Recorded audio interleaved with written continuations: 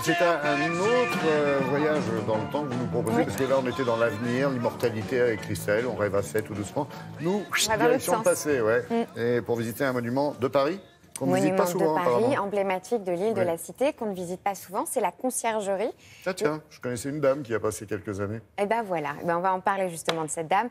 Dernier vestige du Palais de la Cité, résidence médiévale des rois de France, qui ensuite va abriter les institutions de l'administration française, pour ensuite devenir une prison de la Révolution française, qui, en 1793, va abriter aussi les grands procès de la Révolution. Et la dernière prison de Marie-Antoinette, vous y pensiez, sa prisonnière la plus célèbre. Alors la Conciergerie, donc monument emblématique, qui parle de révolution, mais alors une petite révolution, une révolution virtuelle, c'est-à-dire que vous allez, depuis quelques temps seulement, c'est une nouvelle visite que nous propose ce monument, une visite virtuelle, vous êtes armé, regardez, d'une tablette, et grâce à cette tablette, eh bien, il y a la réalité augmentée, il y a des bornes interactives, il y a des reconstitutions en 3D. On va visiter ce lieu de manière totalement insolite, c'est-à-dire que un vrai coup de gêne, et puis surtout, vous allez vous retrouver dans des endroits que vous allez découvrir grâce à cette tablette, comme ils étaient il y a des centaines d'années. Et c'est très, très intéressant de voir comment on peut se déplacer dans le temps grâce à cette tablette. C'est inédit, c'est très ludique. Alors, est-ce qu'on peut visiter un monument? Est-ce qu'on s'intéresse à ce monument quand on a une tablette dans les mains? Mais bien sûr, la réponse en images.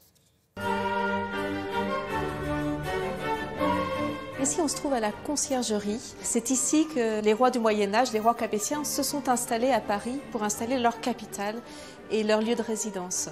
Et puis, peu à peu, les rois quittent la Conciergerie comme lieu de résidence. Et ici reste toute l'organisation administrative, tout le palais de justice pendant tout l'Ancien Régime et jusqu'à la Révolution.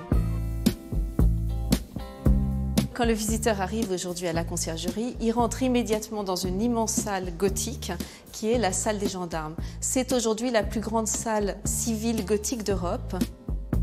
L'Histopad est une tablette que l'utilisateur peut louer à l'entrée. Avec cette tablette, il doit scanner ce que nous on appelle une porte du temps.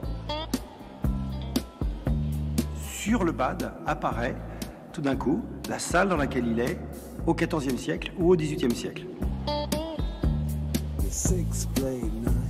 C'est une salle magnifique qui était en fait la salle où les gens d'armes étaient installés, où ils prenaient à la fois leur repas, où c'était un lieu de vie, un lieu de stockage. Enfin bon, c'était vraiment le lieu des serviteurs du palais.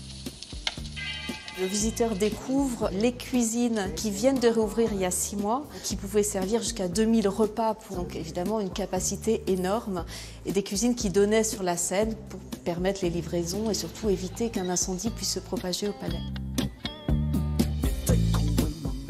Ensuite, c'est tout le passé révolutionnaire de la Conciergerie qu'on explore en allant dans ces salles qui deviennent évidemment bien plus exiguës.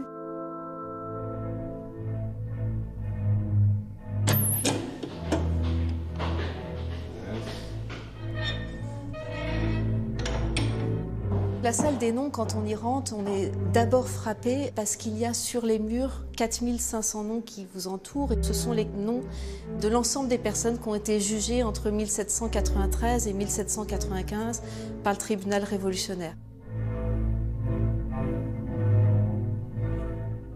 La personne probablement la plus célèbre qui a été incarcérée à la Conciergerie, c'est Marie-Antoinette. Dans la chapelle, on a aujourd'hui une grande vitrine qui présente toute une série d'objets, presque des reliquaires, des objets qui contiennent des cheveux de Marie-Antoinette ou des tissus qu'elle a portés pendant son incarcération. Le défi de ces reconstitutions virtuelles, c'est de ne pas se tromper sur le plan historique. Pour la reconstitution de la cellule de Marie-Antoinette, on voit un mur présent aujourd'hui qui n'y était pas à l'époque, puisque de l'autre côté du mur, il y avait les gendarmes qui surveillaient nuit et jour Marie-Antoinette. Le visiteur est sans cesse en train de comparer la réalité avec le virtuel. Et c'est ça qui est très fort avec l'Histopad, c'est que les gens ne passent pas leur nez dans leur tablette, ils comparent tout le temps ce qu'ils voient en vrai par rapport au virtuel.